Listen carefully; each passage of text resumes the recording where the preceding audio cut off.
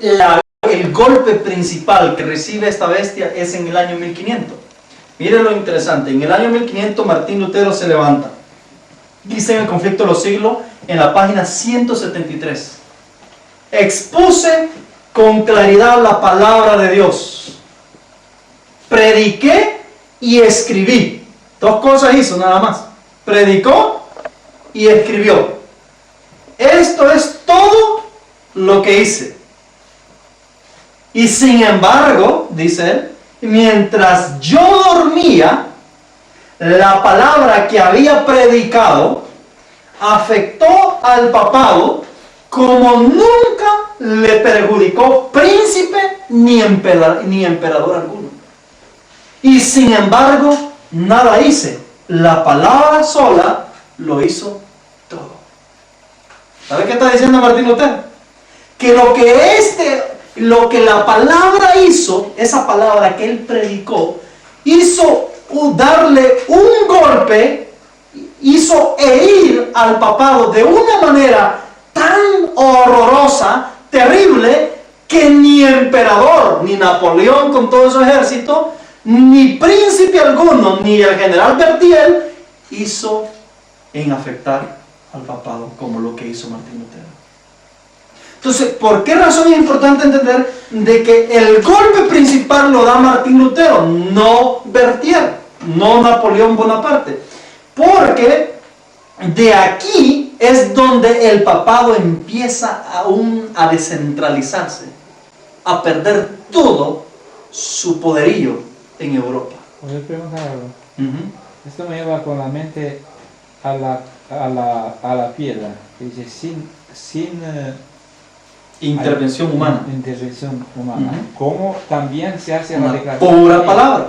La pura palabra aquí. La pura palabra. Sin no con ejército, no con fuerzas, sino con el Espíritu revelado a través de la palabra.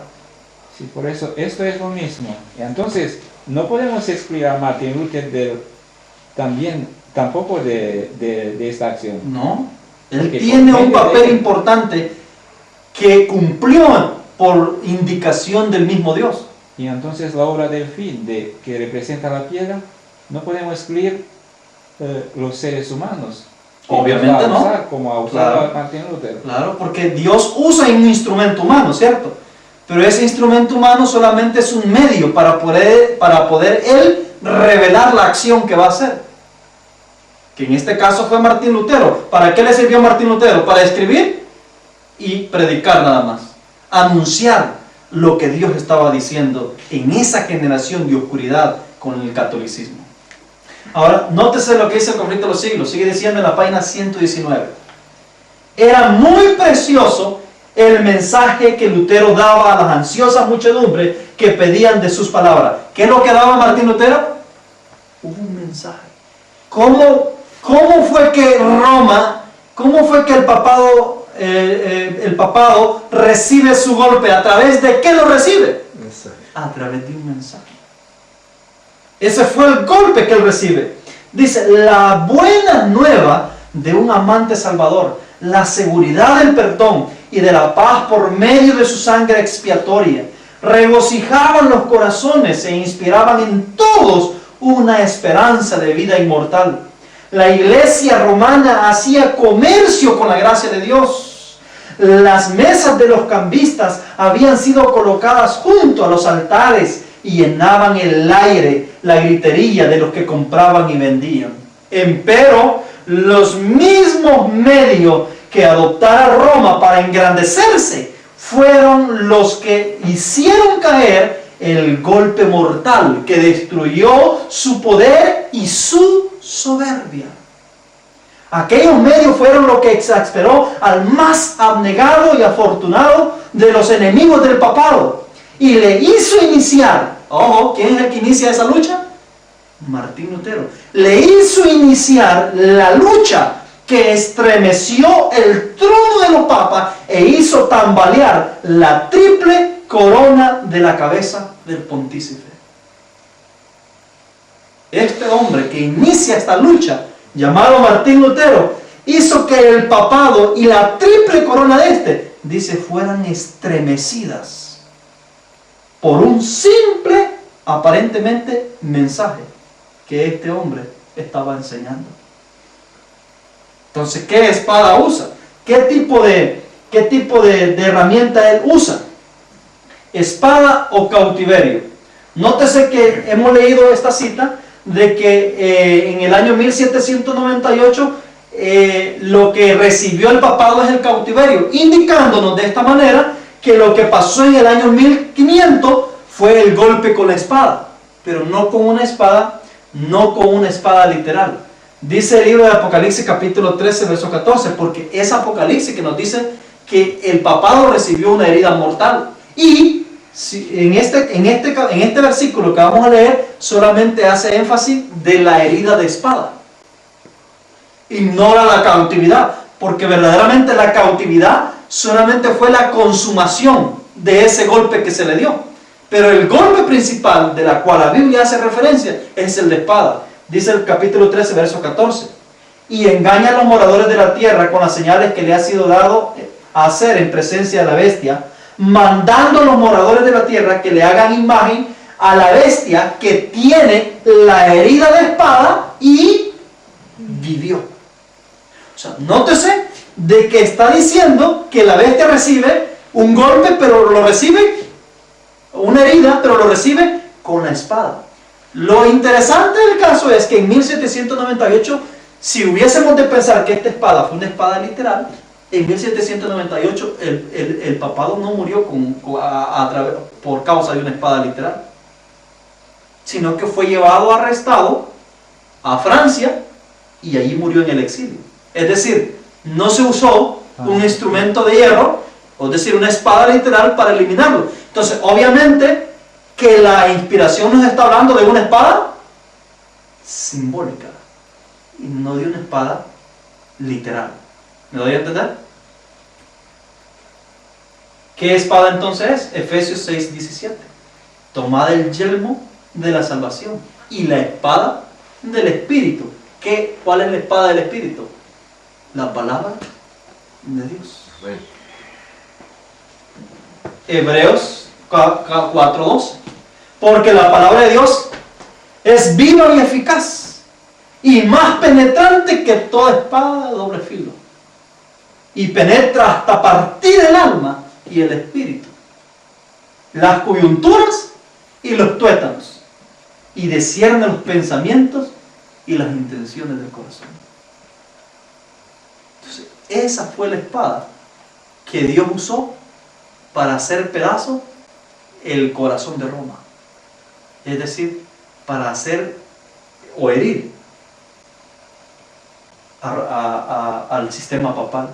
Sin embargo, dice Martín Lutero, nada hice, la palabra sola lo hizo todo. Así es de que el verdadero campeón, dice, es este hombre. Dice, Lutero inició entonces resueltamente su obra como campeón de la verdad. Su voz se oyó desde el púlpito en solemne exhortación, expuso al pueblo el carácter ofensivo del pecado y enseñóle que le es imposible al hombre reducir su culpabilidad o evitar el castigo por sus propias obras. Así es de que la figura del papado, visto en el año 1798 por Elena de White, ¿cómo veía al papado en 1798? Nótese que en el principio, en el año 538, ¿cómo lo ve? Lo ve como una bestia, ¿cierto? Una bestia que le hacía guerra ¿a quiénes? A los santos. Pero mira ahora cómo lo ve en 1798 al papado, la misma profeta. Dice en el año 565, el conflicto de los siglos. Y vi una de sus cabezas como si hubiese sido herida de muerte, y su herida mortal fue sanada, y toda la tierra se maravilló, yendo en pos de la bestia. La herida mortal que le fue ocasionada se refiere a la caída del papado en 1798. ¿Cómo está viendo ya la hermana Elena de White al papado en el año 1798? Como una cabeza herida ya. Y obviamente ya no lo está viendo como una bestia, como lo está viendo al principio. No lo está describiendo como una bestia como lo ve al principio, porque en este momento el papado ha perdido poder ya. Ya no controla la bestia en sí. Es solamente una cabeza herida en estado de coma, preparándose para morir. ¿Me explico?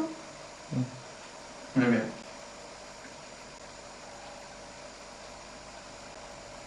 Entonces vamos al proceso de formación de estas cabezas. ¿Cómo es que estas cabezas vienen? Vienen en el año 476 empieza a formarse la cabeza, ¿no? El papado, el sistema papal. Se confirma en el trono con el poder civil en el año 538. Sí. Pero empieza a surgir, a configurarse el sistema desde el año 476. Cuando empezaron a caer. Cuando el Papa empieza a tumbar a los otros cuernos. 3 reyes, a los otros 3 cuernos, para poder él tomar el control absoluto de todo. Entonces, en realidad él empieza a surgir en el año 400. Pero Pero el enemigo, cuando le da la autoridad máxima, su autoridad, 538. 538. Es cuando él toma el poder absoluto. De momento, cuando le da, el enemigo justo con...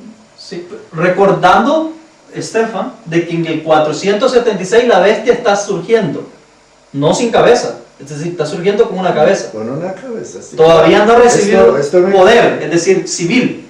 El cuernito pequeño no se ha fusionado todavía. Es ahí donde se fusiona en el año 538, que es el poder civil, se engrana en el poder religioso Claro. para gobernar el mundo.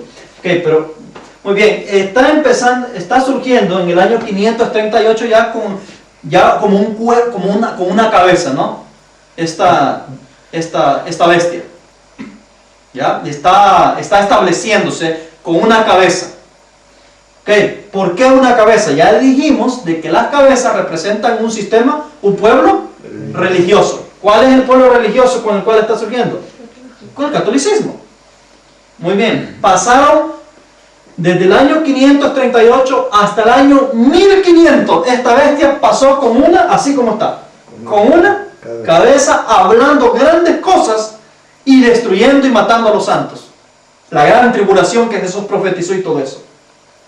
Pero cuando se levanta Martín Lutero, que es el que le da el primer golpe y el golpe principal a esta bestia, precisamente en la cabeza, quiere decir que el golpe de Martín Lutero golpeó la cabeza, es decir, el sistema religioso que tenía controlado el poder civil. Y cuando le golpeó, aparece Entonces, ahora viene, otras exacto, cabezas. ahí viene, se forma el movimiento luterano, ¿cierto? El movimiento luterano se independiza de Roma, es decir, no aceptan más a esta cabeza como su gobernante religioso. Entonces se forma un pueblo que se le llama el movimiento luterano, pero a medida del reformador, es decir, después de la labor del reformador, que él muere y todo, este movimiento se convierte en la iglesia luterana, teniendo una doctrina fundamental, que era la doctrina de la justificación por la fe. Pregunto, ¿esa doctrina era de parte de Dios? Sí. Sí, la justificación por fe sí era de parte de Dios. Pero pasa de parte de Satán. Ahora viene, ¿cuál es el problema de este hombre? Ya va alineado como de esos trenes ya balas. Okay, ahora viene y la iglesia luterana, después de un tiempo que ella tiene como doctrina fundamental la justificación por la fe, y dicho sea de paso, en ese periodo de tiempo, la iglesia luterana se constituye la iglesia de Dios en ese tiempo, porque poseía la verdad presente de ese momento, ¿cierto? Claro. Era el monte de Dios en ese momento. Pero cuando se levanta el otro reformador, que viene ahora con la doctrina del Espíritu Santo, la iglesia luterana, en lugar de ponerse de parte del reformador, le empiezan a hacer guerra y empiezan a actuar como actuó la iglesia romana. Expulsan a todos los seguidores, quieren erradicar la doctrina del Espíritu Santo traída por el siguiente reformador que venía, que llegó, y por consiguiente, al hacer eso, caen en apostasía, es decir, cometen la blasfemia, de decir que son hijos de Dios, pero que en realidad son sinagogas de Satanás por rechazar la verdad adicional que estaba llegando. Entonces, ya tenemos dos cabezas, dos iglesias que han caído por causa de su rebeldía, por rechazar la verdad que Dios está enviando. Era una católica y la... Claro, la iglesia católica rechazó la justificación por la fe y la iglesia luterana está rechazando la doctrina del Espíritu Santo. Entonces, al rechazarla, entonces tenemos una bestia ya, no solo con una cabeza. Tenemos ya una bestia con dos cabezas, con dos pueblos religiosos que han apostatado. Sigue la historia. Pasa el tiempo y viene el siguiente reformador. Trae la siguiente doctrina. ¿Cuál es la siguiente doctrina que viene posterior a la iglesia presbiteriana? Que fue la que promulgó la creencia del Espíritu Santo. Dicho sea de paso, la iglesia presbiteriana, el fundamento doctrinal de ella es la justificación por fe y la doctrina del Espíritu Santo. Ella fue la que trajo la doctrina del Espíritu Santo a través del reformador que trajo esa verdad. Pero pasa el tiempo y después viene el otro reformador. Y el otro reformador trae la doctrina de la gracia. Viene diciéndole tanto a los luteranos como a los presbiterianos y a los católicos que la salvación es por indulgencia, no es pagando para pasar al tío que está en el purgatorio y mandarlo al cielo con sumas de dinero. No es por la indulgencia, es por gracia, no por indulgencia. Por eso, entonces viene diciéndole de que no es por indulgencia, no es por pagar, la salvación es por gracia. Ya alguien pagó por nosotros la deuda que teníamos y ese era Cristo. Pero resulta de que los presbiterianos y los luteranos y los católicos rehusaron aceptar esa creencia porque los luteranos seguían practicando el asunto de indulgencia, seguían practicando igualmente los presbiterianos. Entonces rechazan el mensaje de este reformador y se forma el movimiento metodista. El movimiento metodista acapara la justificación por la fe de Lutero, que la creyeron, porque habían salido de todas estas 13 religiones. El movimiento metodista también creía la doctrina del Espíritu Santo traída por el movimiento presbiteriano, pero también creían en la doctrina de la gracia. Entonces, en ese momento, el pueblo de Dios, a lo que Dios reconocía como su pueblo, su monte en esa tierra, era la iglesia metodista. Es decir, ese era su pueblo que tenía la verdad presente. Y al rechazar los presbiterianos, pues entonces se convierten ahora en la bestia, en una cabeza más de esta bestia, y ahora tiene tres cabezas: la cabeza católica, la cabeza luterana y la cabeza presbiteriana. Y siguen ahora los metodistas. Pero como vimos, después sucesivamente los metodistas volvieron a cometer el mismo error con el siguiente reformador que trajo la verdad del bautismo. Metodistas aparecen en 1800. ¿A dónde? En América, No. La doctrina metodista no aparece en 1800. ¿no? No. La iglesia en América, allá, probablemente se fundó en 1800 en los Estados Unidos, pero Sí. estas iglesias no aparecen en ese año. Más bien en el año... La iglesia metodista es antes que la bautista, y la bautista ya estaba en los 1700, porque Guillermo Miller incluso era bautista. Sí. Entonces no aparece en ese tiempo. Ok, entonces nótese ahora y obsérvese que el mismo proceso pasó con la iglesia metodista, cuando se levanta Alexander Campbell y trae la verdad del bautismo. Todas estas iglesias que he mencionado seguían bautizando niños por aspersión y todo eso, tal como lo hacía el catolicismo. Y ahora viene esta iglesia, este reformador, y viene diciendo que el bautismo correcto es por inmersión y da todos los detalles, ¿no? Todo lo que nosotros conocemos como adventistas que debe ser el bautismo correcto. Ahora probablemente esto no es tan relevante para nosotros, ¿cierto? Porque es algo práctico, algo común entre el pueblo adventista. Pero en el tiempo de ellos, venir anunciándole al pueblo metodista, presbiteriano, luterano y católico que el bautismo es por inmersión, y cuando la persona tiene ya uso de razón, era como declararle la guerra a todas estas iglesias. Y entonces hicieron el mismo fenómeno, lo expulsaron y todo eso. Y se formó lo que se llamó el movimiento bautista, que lleva injertada esa doctrina en particular. Y la iglesia metodista, que había tenido la verdad presente, cae en apostasía y viene a convertirse en una cabeza de esta bestia mixta que está describiendo Apocalipsis. Sucesivamente pasa con la iglesia bautista. Después, con la iglesia bautista viene y aparece Guillermo Miller. Guillermo Miller viene predicando acerca del mensaje del santuario. Todas las iglesias, a excepción de los fieles que decidieron unirse, rechazan la verdad del santuario que Miller estaba predicando. Ahora, ¿a dónde afectaba el asunto del santuario a todas estas demás religiones? Todos tienen santuario ahí en la tierra. Ah, exacto. Claro. Y ahora esta doctrina viene diciendo que hay un santuario ¿dónde? Ahora arriba, ¿no? En el cielo. Lo que viene haciendo esta doctrina es volviendo al ser humano al verdadero lugar donde debería de pedir intercesión y excluir o eliminar la creencia que hasta ese momento todos habían creído. Entonces, la gran mayoría rechaza al mensaje de Guillermo Miller, desde los pastores hasta los más humildes, dice la hermana White, a excepción de aquellos fieles que, como en todo movimiento, decidieron unirse con la creencia de este reformador. Un momento, yo no entiendo aquí. Yo aquí no entiendo un poquito. Guillermo Miller no creía él también que el santuario es la tierra. Que la purificación del santuario era la tierra. Era la tierra. Sí.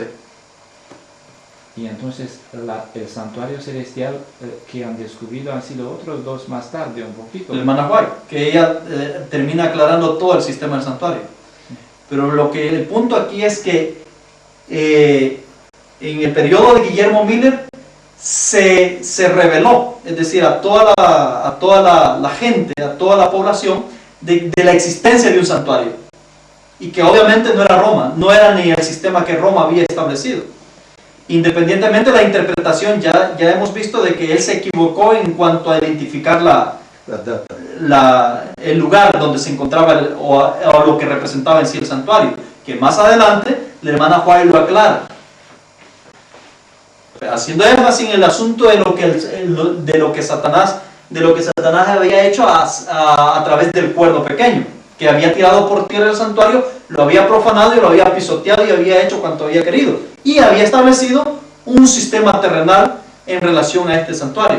Prácticamente es la venida de Cristo por las nubes en el santuario, en el lugar santísimo. Recuerden de que el mensaje de Miller se originó en Daniel 8:14, y Daniel 8:14 tiene que ver con el santuario y con su purificación.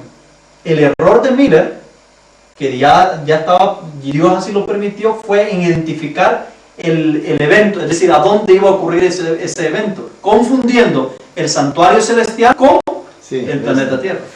No obstante, en su contenido, el mensaje que vino en ese tiempo fue el mensaje del santuario. Es decir, fue el mensaje del santuario que tenía que ser dado en ese tiempo, y por eso es que la hermana Juárez lo aclara y dice, no, el santuario no es la tierra, sino que es el lugar santísimo que está en el cielo. Ella solamente aclaró lo que Miller había recibido, es decir, en el momento de recibir la verdad del santuario. Entonces obsérvese de que entonces cuando Guillermo Miller da la proclamación, enseña y muestra el mensaje que viene para ese tiempo, la mayoría de iglesias lo han rechazado, a pesar de que el movimiento de Guillermo Miller envolvía a todos aquellos que quisieran unirse a este movimiento. La gran mayoría lo rechaza, y en el año 1844 se da un anuncio de parte dice la mensajera, que es el anuncio del segundo ángel, cuando se anuncia que Babilonia ha caído. Es decir, todas estas iglesias que habían venido arrastrando doctrinas del catolicismo, finalmente son destituidas de del propósito de Dios por lo cual habían sido levantadas. En este caso, habían sido levantadas para poder continuar con la reforma que Martín Lutero había emprendido en el año 1500, y que cada una de ellas, a medida que iban siendo probadas, fallaron en su cometido y no cumplieron en su totalidad el propósito que Dios tenía para cada movimiento de estos que habían sido levantados. Entonces, en el año 1500, en el año 1844, se da el mensaje, viene el mensaje del tercer ángel. Dios levanta a la hermana Elena de White y da el mensaje del tercer ángel, y se le da la visión del cielo abierto y el arca del pacto y la tabla de los 10 mandamientos y el cuarto mandamiento brillando más que todos. No porque era el principal, sino porque era necesario que con el mensaje de ella ese mandamiento fuera restaurado, que era uno de las principales doctrinas que el cuerno pequeño había tirado por tierra. Pero resulta que este mensaje de la restauración del sábado, que ahora viene por la hermana Elena de White, fue rechazado por la mayoría de las iglesias protestantes, de las iglesias de la Reforma Protestante, incluyendo la iglesia adventista del primer día, que era la iglesia milerita. Y eso incluso el mismo Miller. Es decir, el mismo Miller rechaza el mensaje del sábado, es decir, la verdad del sábado. Al punto, hermanos, que yo no sé si ustedes han leído, que dice que Dios tuvo que mandarlo a dormir, porque si hubiese esperado más tiempo con vida, se pierde Guillermo Miller. ¿Han leído esa cita, no? Sí. Después de 2 años. En 1849 o 47, algo así. No recuerdo. Él tiene que morir, Dios lo manda al descanso para que no se pierda, por amor a él. Entonces, ¿por qué? Porque rechaza el mensaje de la hermana White, que esencialmente tenía que ver con la restauración del sábado, que era otra doctrina que necesitaba ser restaurada. Entonces, cuando la iglesia milerita, la iglesia adventista del primer día, rechaza el mensaje de la hermana Elena de White, automáticamente llegan a formar parte de esa bestia también, es decir, la iglesia milerita, por haber rechazado la verdad adicional que venía para poder seguir ampliando todas las verdades o restaurando todas las verdades que habían venido desde el surgimiento de Martín Lutero. Entonces ahora llega la iglesia adventista, es decir, llegamos nosotros los adventistas del séptimo día. Ahora, hermanos, para 1844, esta bestia tenía ya 6 cabezas. Y la siguiente iglesia que viene, y aunque nos parezca un poco curioso, es la iglesia adventista del séptimo día. No nos debemos de sentir asustados, porque si ustedes sabían, la iglesia judía era una de las 7 cabezas del dragón de 7 cabezas que apareció en Apocalipsis 12 también. A pesar de que eran el pueblo de Dios. Ahora, no nos debemos extrañar en este escenario por una sencilla razón. Y es porque estamos tratando ya con una bestia mixta.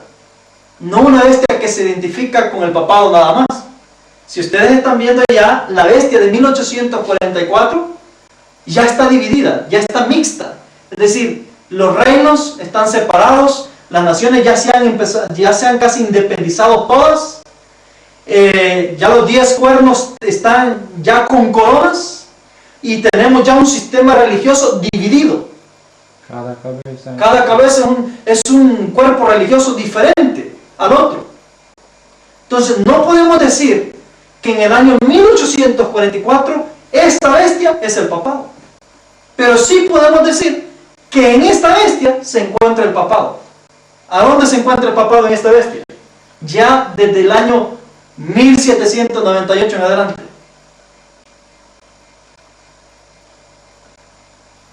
En 1929 adelante. Sí, no.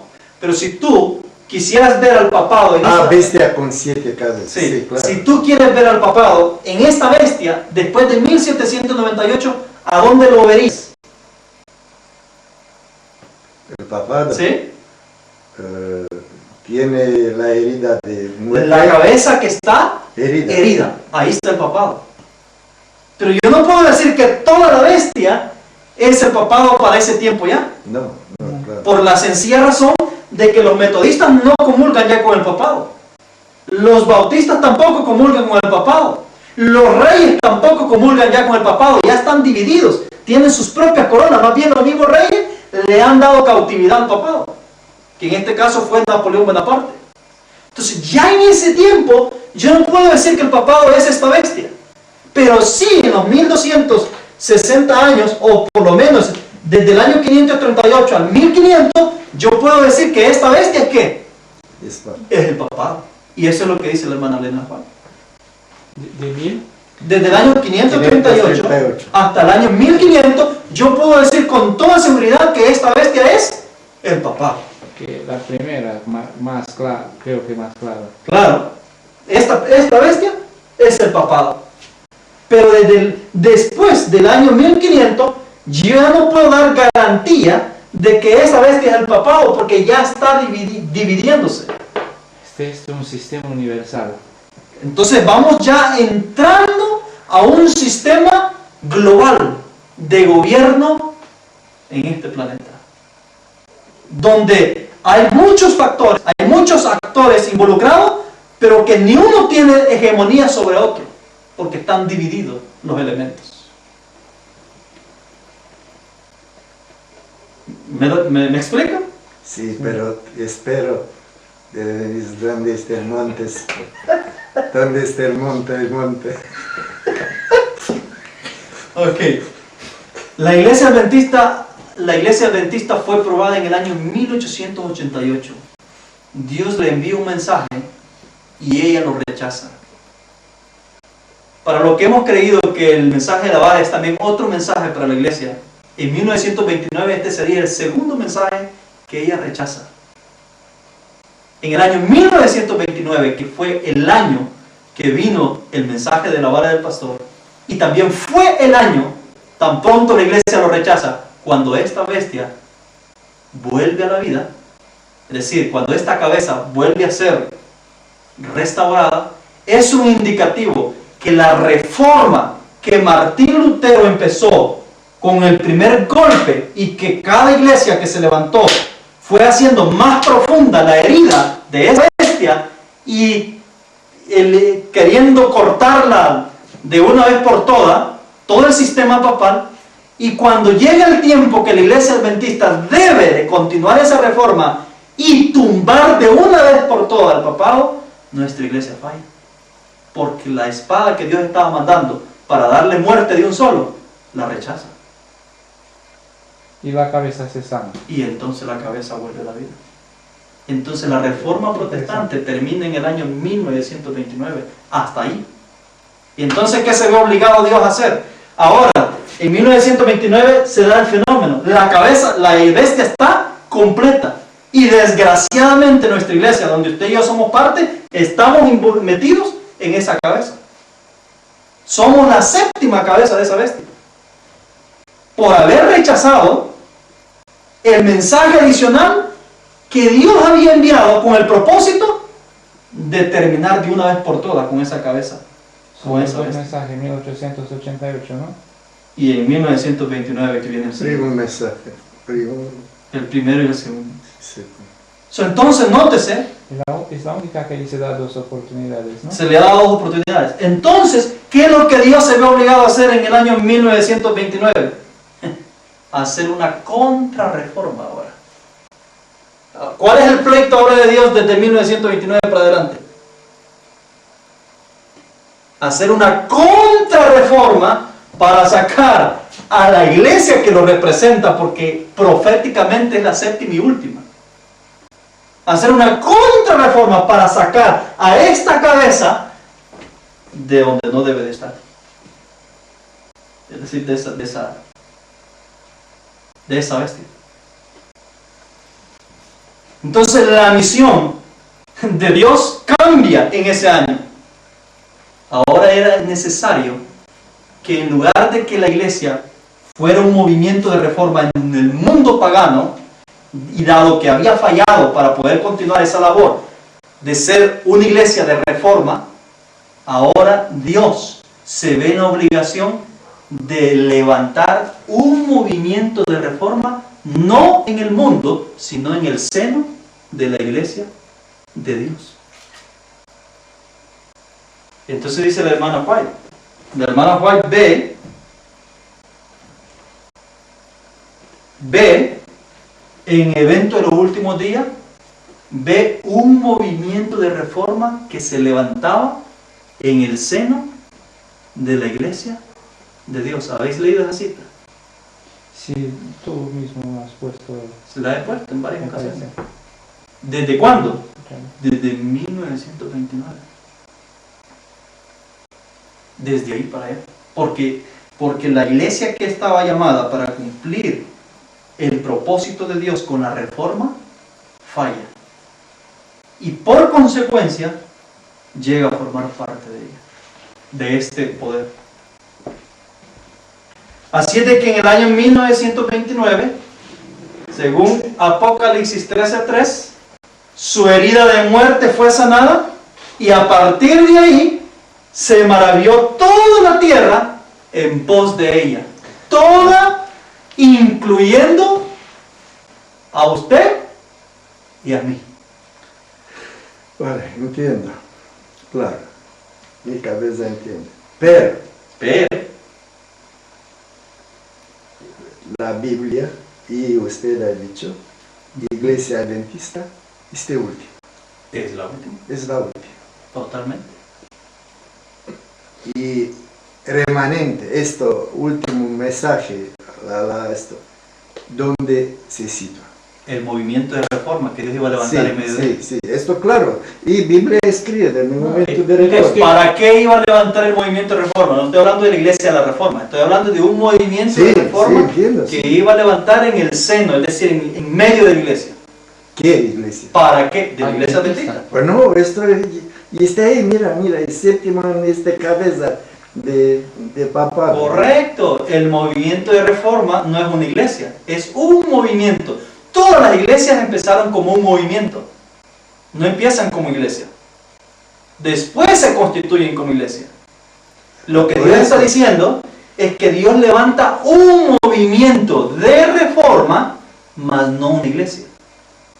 Porque son 7, no hay más. ¿Para qué Dios? Por esto no sé, claro, más no claro. ¿Para qué Dios levanta este movimiento de reforma? Esto se sabe. Para sacar a esta iglesia del poder de esta bestia. Entonces, ¿quiénes logran salir? Los que reciben los mensajes. ¿Quiénes logran salir? Los que están parados. Los que están parados sobre el monte Sión, el capítulo siguiente donde describe esta bestia. Los que están parados sobre el monte Sión y se ven con el Cordero. Esos son los que logran salir. Entonces, son ellos los que logran vencer esta bestia, porque la pregunta es, ¿quién podrá luchar contra ella? ¿Quién podrá vencerla? Entonces, ¿quién? Solo lo logran 144,000 que están con el Cordero sobre el monte Sión. Capítulo 14. El siguiente capítulo habla de quién logra vencer este poder.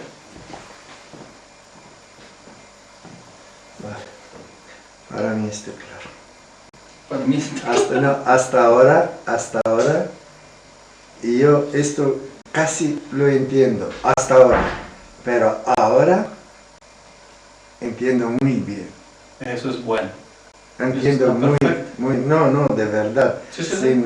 Yo hablo mucho con Daniel y mira, le han dicho muchas veces, otra iglesia no es después de adventismo. No lo es. No lo es. Pero ahora, ¿la iglesia tiene dos etapas? Sí la tiene. Militante y triunfante. La iglesia triunfante son los 144,000 que Dios logra sellar y liberar. Claro. ¿Me doy a entender? Sí.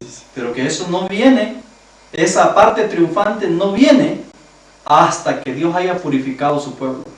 O sea, que hay un momento decisivo que Dios va a ponerle punto y final a este asunto. Aparte de los 144,000, los que llevan descanso. Sí, obviamente, todos los fieles que mueren bajo el mensaje del tercer ángel. Pero Lo que quiero decir es que hay un momento en que Dios decide ponerle punto y final. Entonces ordena que se sellen a los que están gimiendo y clamando por todo lo que está pasando dentro de la iglesia. Porque la iglesia está en pos de la bestia, siguiendo todo el sistema que la bestia está metiendo. Mañana vamos a ver todo ese sistema. ¿Qué es lo que involucra todo ese sistema? Porque como hasta ahora pensaba, bueno, la iglesia adventista no está siguiendo al Papa, ni está siguiendo las costumbres papales. Es que, No. Pregunta por Daniel. Daniel sabe bien. Claro, entonces ahora vamos a ver de que... Casi toda la iglesia se va por papado, ¿no? No, pero no estamos hablando solo del Papa ya, estamos tratando No, todo un sistema. Sistema, claro. Ahí encuentra un punto en común el estudiante, el trabajador, el político, es decir, todos los individuos aquí en este planeta encontramos un punto en común en ella. Por eso el texto dice, toda la tierra se va maravillada en pos de Él. Ok, para concluir, voy a leer 2 citas más y termino. Dice, cada iglesia surgió con un propósito. Conflicto de los siglos en la página 158. La reforma no terminó